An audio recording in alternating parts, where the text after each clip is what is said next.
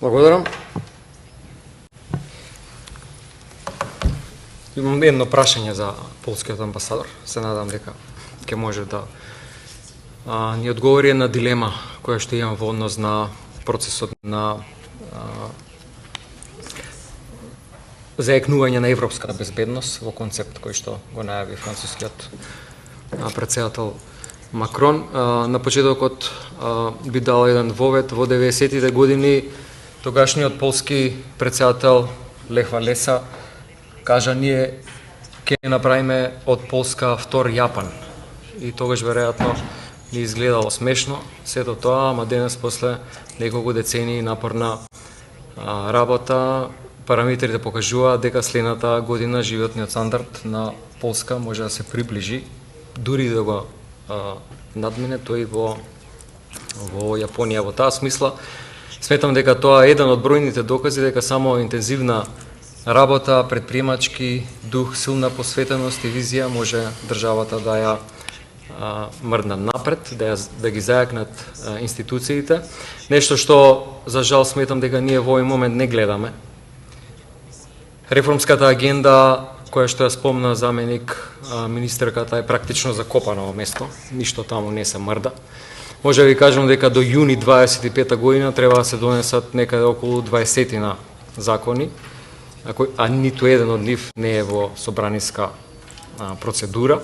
Тоа се закони најмногу во област на правосудството, понатаму енергетиката, дигитализацијата и еден закон ми се чини имаше од културата. Ние може да очекуваме поддршка и треба да очекуваме поддршка и таа поддршка добиваме од нашите земји партнери, меѓутоа на крајот на денот најмногу е останато на нас што ние тука ќе сработиме дома за да го напредиме нашиот систем, пошто на крајот на криштата се работи за нас самите.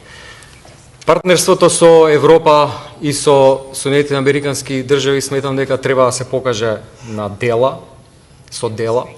Сметам дека гласањето воздржани за двете резолуции во Генералното собрание на Обединетите нации беше голема стратешка грешка на нашата влада, да не се подржи ниту една резолуција која што всушност значи на различен начин постигнување на мир во Украина. Мислам дека е недозволиво и сметам дека министерот за надворешни работи треба да одговори што тоа значи, каков ние сигнал праќаме кон светот, не само кон Европа со тој став, секако и да одговори на прашањето што значеше коментарот на премиерот Орбан на последната седница дека некаква утешна награда за членството во Европска унија на нашата земја треба да биде некакво партнерство со Србија. И тука министерот за надворешни работи сметам дека навистина треба да покаже одговорност и зрелост и да излезе и на јавноста да ја каже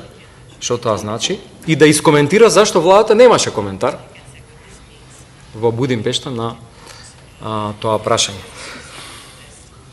Сметам дека стравот од некакви натамошни блокади треба конечно да го трансформираме во храброст и сите заедно да смогнеме сили државата да ја бутнеме напред. Нема од што да се плашиме.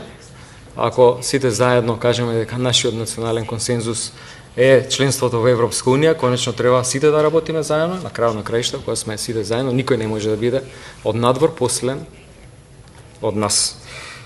Да не должам многу, да се вратам на прашањето.